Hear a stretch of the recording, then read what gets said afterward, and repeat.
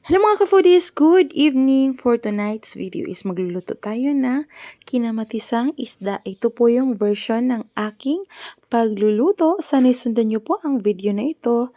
Perfect po ito mga ka-foodies, no? Lalo na sa panahon ngayon ay tag-ulan. Huwag niyong skip ang video na ito dahil para masundan nyo. At syempre, ang una po natin gawin mga ka-foodies ay ihanda po natin ang ating mga kakailanganin.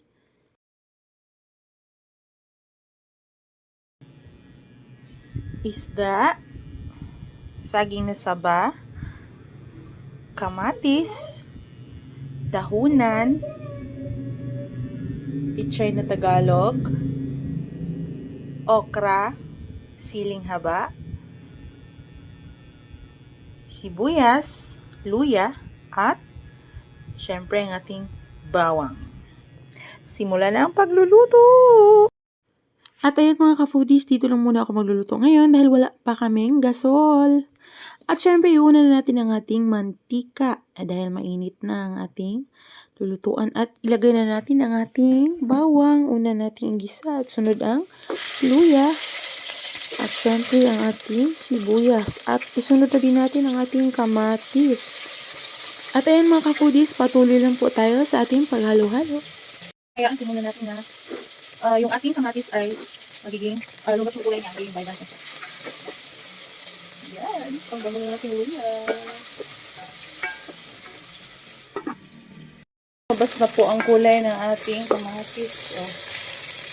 Isunod na natin ang isda. Yan.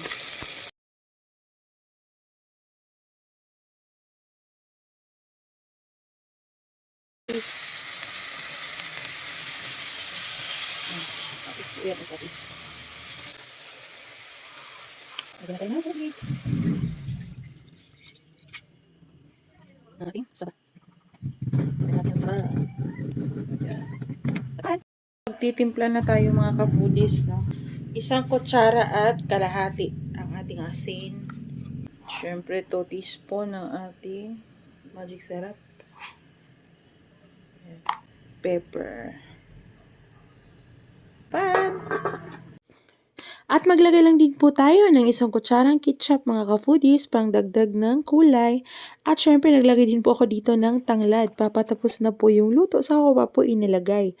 Ayan. At syempre maglagay na tayo ng ating okra at ang ating pichay. Ilagay na din po natin ang ating sibuyas na dahunan at ang ating siling haba na labuyo. At kung hanggang ngayon ay nanonood pa rin kayo mga ka-foodies, it's a sign na nagugustuhan nyo ang ating recipe of the day. Ang bango naman.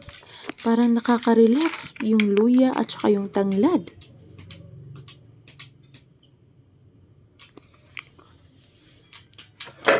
At ayan, luto na po ang ating kinamatisang isda.